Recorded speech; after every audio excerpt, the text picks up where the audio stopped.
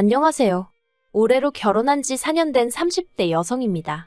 오늘 제가 이렇게 찾아온 건 익명의 힘을 빌려 저희 어머님 이야기를 좀 하고 싶어서요.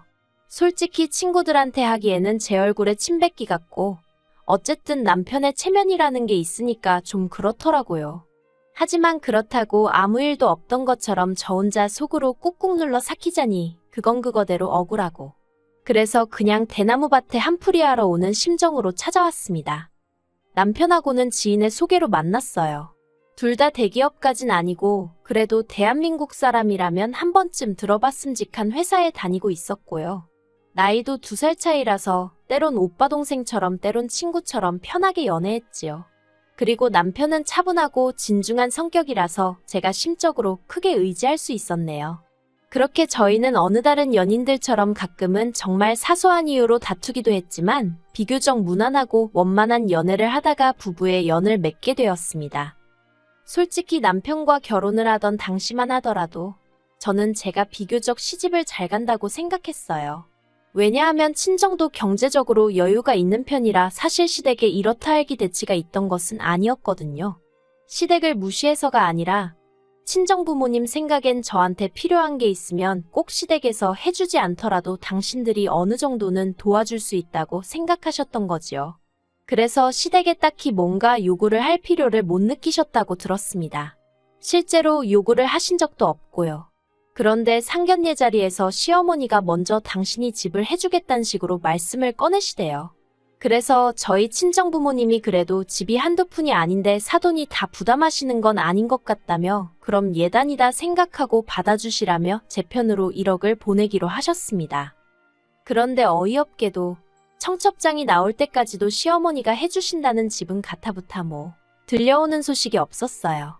그래서 제가 남편에게 도대체 상황이 어떻게 진행이 되고 있는 거냐고 물었더니 자기도 답답하다면서 자기도 벌써 여러 차례 어머니께 여쭤봤지만 기다려보란 말씀만 하셨다는 거예요. 그리고 저는 당시 그냥 기분 탓이었겠지만 왠지 찜찜한 생각에 친정부모님이 진작에 주신 1억을 시어머니께 드리지 않고 있었거든요. 그런데 그러길 천만다행이었던 게 제가 가정가구도 이제 정말 미룰 수가 없다 싶어서 어머님한테 도대체 집은 언제 볼 수 있는 거냐고 물었거든요. 그랬더니 그제서야 하신다는 말씀이 집을 사준다는 게 아니었고 당신이 알아보겠다 한 건데 다들 착각한 거랍니다. 그리고 그 이야기를 듣곤 남편하고 저하고 정말 어이가 없어서 뭐라 할 말이 없더라고요. 오죽 답답했으면 아니 그러면 하루라도 빨리 오해가 있었던 것 같다고 이야기를 해주셨어야 하는 거 아니냐고 제가 저도 모르게 따지듯 물었다니까요. 그랬더니 어머님이 당신이 저나 저희 부모님 볼낯이 없어서 차마 말을 못하셨다는데 당연히 그런 말 같지도 않은 변명이 제 귀에 들어올 리가 없었지요.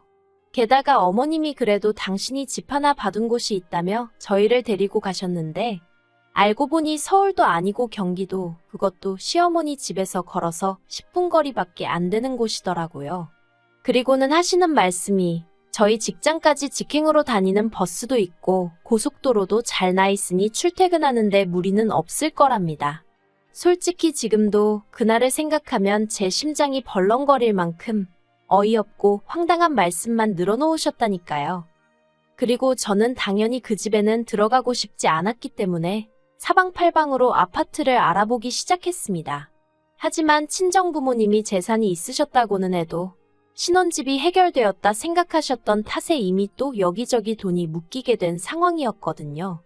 그리고 서울의 회사 근처에는 예산에 맞는 마땅한 매물도 없었고요. 그래서 결국 울며 겨자 먹기로 예단으로 드리려던 1억에 저와 남편이 모은 돈을 합하여 어머님이 봐두셨다는 아파트의 전세로 들어가게 되었습니다. 어머님이 좋은 집인데 사야지 그걸 왜 전세로 들어가냐며 역성을 내셨지만 제가 보기엔 호재도 없고 무엇보다 시댁 근처에 집 샀다가 평생 발묶여 지낼 일이 있나 싶어서 그것만큼은 절대 싫다고 안 된다고 남편에게 난리를 쳤네요. 그리고 다행히 남편도 자기도 이 상황이 정말 짜증나고 저를 볼 면목이 없다며 미안해했거든요. 그래서 이 일로 저는 어머님에 대한 불신을 갖게 되긴 했지만 남편과의 관계 자체가 틀어지거나 그러진 않았네요. 그렇게 우여곡절 끝에 결혼을 하고 어머님이 골라주신 집에서 신혼살림을 차렸습니다. 그리고 비록 집은 마음에 들지 않았지만 그래도 처음 며칠은 정말로 이게 신혼이구나 싶을 만큼 남편과 알콩달콩 즐거운 나날을 보냈어요. 그런데 정말 딱 한 달쯤 되던 날이었어요. 주말이었는데 남편은 운동 간다고 나간 상황이었고 모처럼 혼자만의 시간을 만끽하고 있었는데 어머님한테 전화가 걸려왔습니다. 지금 저희 집으로 오고 계시다고요. 깜짝 놀라서 일단 급한 대로 집을 치우고 있는데 정말 5분도 안 돼서 어머님이 초인종을 누르셨습니다. 그리고 집 안으로 들어오신 어머님은 소주를 사오셨더라고요. 저더러 안주거리 좀 내오라 하셔서 급한 대로 냉장고를 털어 몇 가지 만드니 생각지도 못한 이야기를 꺼내셨습니다. 그건 바로 아주버님 와이프, 그러니까 형님에 관한 이야기였어요. 얼마나 신랄하게 형님 욕을 하시던지. 솔직히 저는 그때만 해도 형님이랑 몇 번 얘기를 나눠본 적도 없었고 그래서 어떤 분인지도 잘 알지 못했는데 제가 민망할 정도로 형님 욕을 하시면서 그간 이런 얘기할 곳이 없어서 너무 답답하셨다고 그러시더라고요. 그러면서 형님이 의부중이네 어쩌네 하시는데 며느리가 돼서는 어머님 떨어 불편하니까 저한테 그런 이야기는 하지 마세요 할 수도 없잖아요. 그래서 어설프게 그러냐고 대꾸를 해드리긴 했는데 정말 마음이 편치가 않더라고요. 그리고 이런 일은 이후로도 몇 번이나 반복되었고 결국 안 되겠다 싶어서 제가 남편에게 어머님이 그런 이유로 찾아오시는 거 불편하다고 얘기를 했어요. 그랬더니 남편이 미안하다면서 자기가 어머님한테 잘 말씀드리겠다고 하더라고요. 그런데 더 어이없는 건 시집오고 2년쯤 되어 가니까 어느 정도 형님이랑도 친해졌거든요. 그리고 그러면서 아주버님네 내외랑 저희 부부가 같이 가벼운 술자리를 갖게 되었는데 그때 형님이 말문을 열기를 실은 어머님이 제 흉을 어찌나 보던지 하마터면 제가 이상한 사람이라고 생각할 뻔했다는 거예요. 게다가 어머님이 무슨 말씀을 얼마나 하셨는지 그리고 형님이 그중 얼마나 저에게 얘기를 해주신 건진 모르겠지만 제 흉이라고 하신 이야기 대부분이 저희 친정이 돈 좀 있다면서도 제가 그렇게 돈 쓰는 게 쪼잔하다고 그러시더랍니다. 한 번씩 기분 내고 그런 맛이 없다고요. 그러니까 한마디로 특별한 이유가 없으면 제가 시부모님한테 용돈을 드린다던가 선물을 한다던가 그런 건 없었는데 그게 불만이셨던 거지요. 그런데 친정이 돈이 있다고 제가 꼭 돈을 헤프게 써야 되는 건 아니잖아요. 돈을 아껴 쓴다고 욕을 먹을 줄은 상상도 못했네요. 하지만 제가 단지 어머님이 제 뒤에서 제 욕을 하셨다고 이렇게 안 보고 살겠다는 마음까지 먹게 된 것은 아닙니다. 제가 정말 어머님에 대해서 다시 생각하게 된 건 어머님이 선을 지키지 못하시고 자꾸 저희 친정 재산에 욕심을 내시고 막말을 하셨기 때문이에요.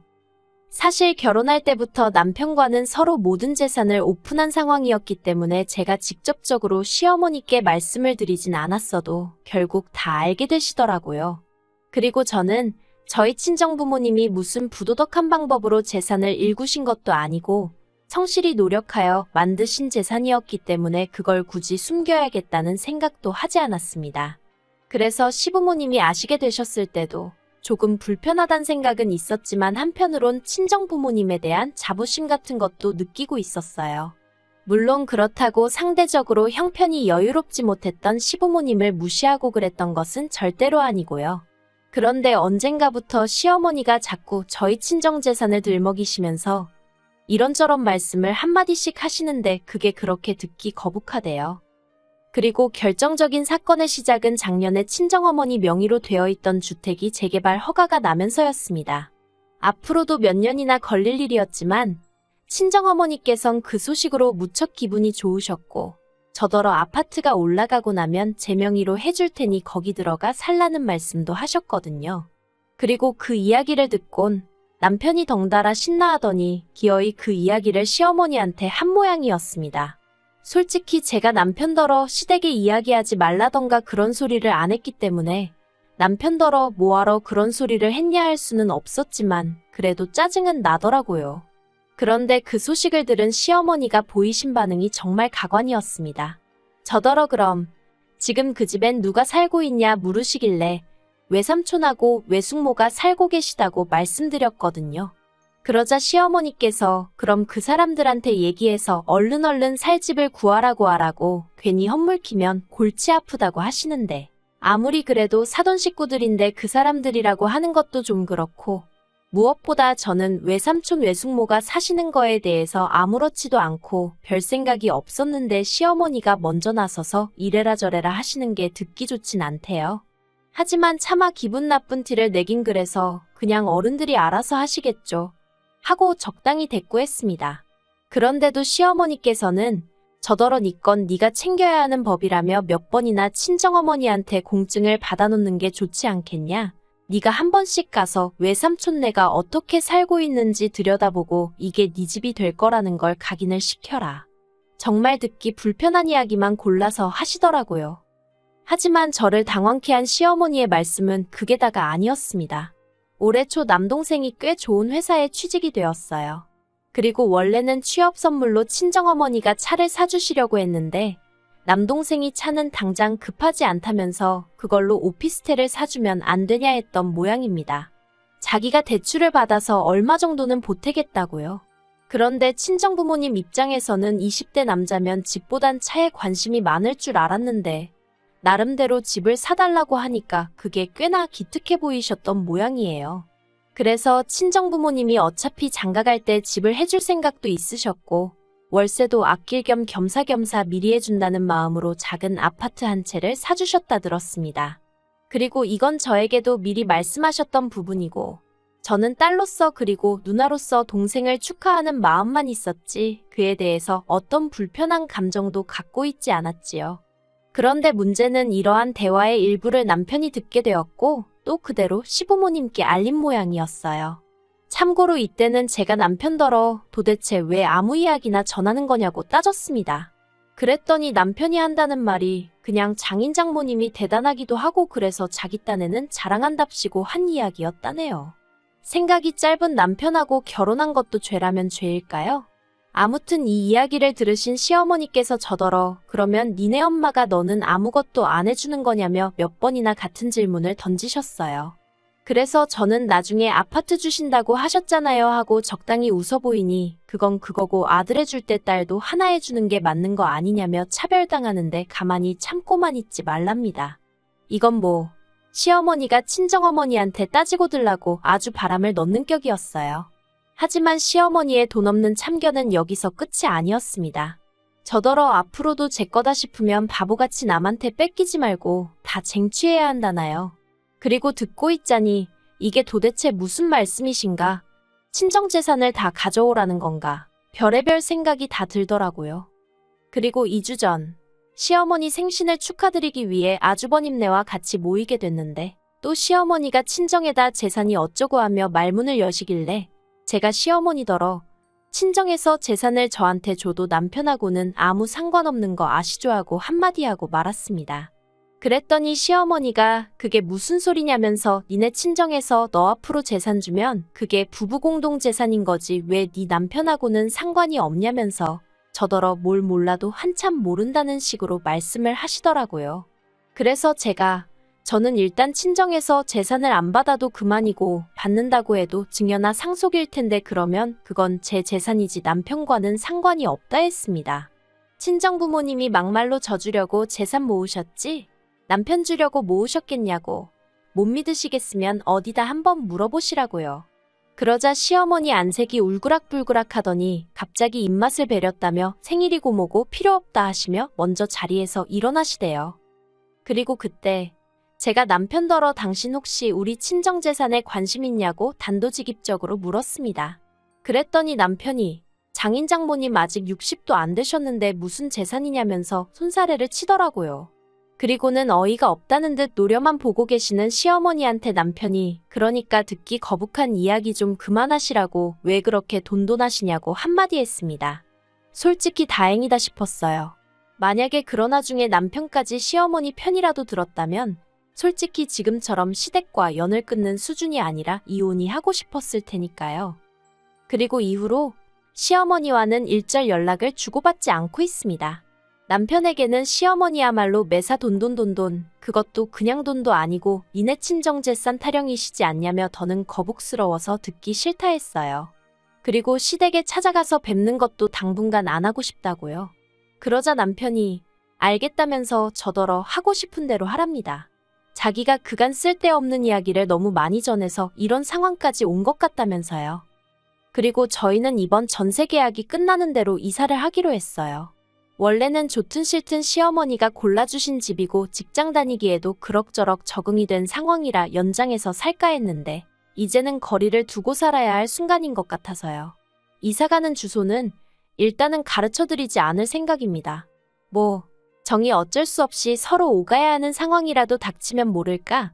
솔직히 시어머니가 도착 5분 전에 연락 주고 오시고 그러는 일은 이제 없었으면 하거든요. 아무튼 친정재산이 당신 재산이라도 되는 것 마냥 말씀하시던 시어머니셨으니 지금쯤이면 어쩌면 저랑 이렇게 된 게 당신이 재산상 손해를 본 거라고 오해하고 계실지도 모르겠네요.